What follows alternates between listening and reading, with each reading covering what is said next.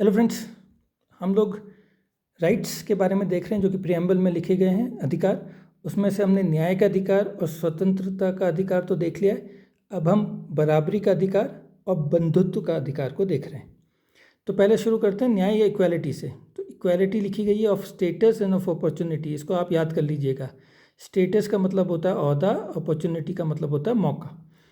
Article 14 से 18 fundamental rights जो है वो बराबरी के बारे में है। उसमें से आर्टिकल 18 साफ कर देता है कि कोई भी सिटीजन जो होगा देश का वो भी कोई भी टाइटल नहीं ले सकता। ब्रिटिश गवर्नमेंट के टाइम पे हम लोगों को सर का टाइटल मिला करता था, और भी कई टाइटल थे पर एक टाइटल सर का टाइटल था।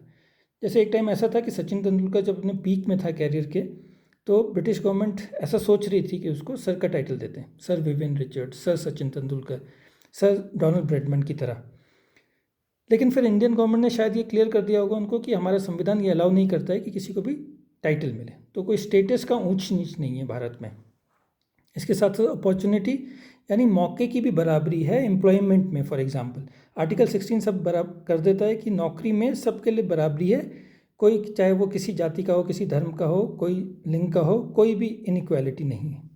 तो ये इक्वालिटी का सिद्धांत है। ऐसी पॉलिटिकल इक्वालिटी है, आर्टिकल 326 क्लियर कर देता है कि 18+ जो हैं वो सबके सब वोट डालेंगे और किसी भी पोस्ट के लिए कोई भी खड़ा हो सकता है।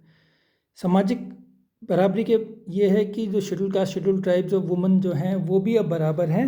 और क्योंकि हिस्टोरिकली उन्हें दबाया गया था, वो डिस्क्रिमिनेटिंग क्लास थे जिनके खिलाफ डिस्क्रिमिनेशन हुआ था, तो अब उनको नौकरियों में रिजर्वेशन मिल रहा है और उनको पार्लियामेंट और असेंबलीज में भी रिजर्वेशन मिला हुआ है। इंक्लूडिंग अब वुमेन को भी 33% रिजर्वेशन मिल गया है पार्लियामेंट में, असेंबलीज में, ताकि वो भी एम्पावर्ड हो जाए। और इकोनॉमिक इक्वालिटी तो मैंने पहले भी बता दिया जस्टिस में कि जो किसान हैं जो कि खेती नहीं है जिनके पास, उनको खेती दी गई है बड़े ज़मींदारों से उनका खेत लेके, कुछ हद तक लेके। और वुमेन जो है उनको इक्वल पे मिल रही है इक्वल वर्क के, वो मेन के बराबर। तो ये बराबरी का सिद्धांत है। अब हम फ्रेटर्निटी या बंधुत्व के सिद्धांत को देखते हैं।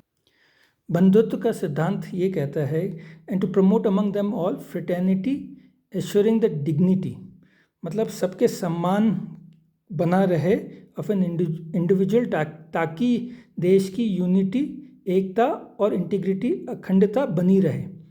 अब आप ये बताइए कि अगर समाज में अनटचेबिलिटी होगी तो क्या सम्मान बना रहेगा एक सेक्शन ऑफ द सोसाइटी का, और अगर सम्मान नहीं बना रहेगा तो क्या यूनिटी और इंटीग्रिटी बनी रहेगी, एकता और अखंडता बनी रहेगी देश की? कमज़ोर ही होगी। ठीक है, ये भारत जैसे देश जो कि मल्टी कास्ट है, जहाँ पे मल्टी रिलीजन है, रेस है, कल्चर है, तो डाइवर्सिटी है। अगर इसमें यूनिटी लानी है, एकता लानी है, तो सम्मान लाना जरूरी है, और जब सम्मान आएगा तभी बंधुत्व का भाव भी आएगा।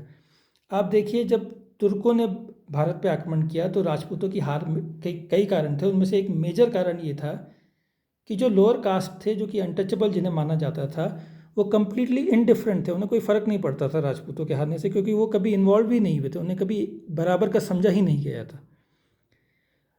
तो ये है। और अब हमारा फंडामेंटल ड्यूटी भी है एक टूवर्ड्स द स्टेट, और वो article 51A 42nd constitutional amendment act से आई है, जो ये बोलती है कि हमें बंधुत्व बढ़ाना है अपने देश में।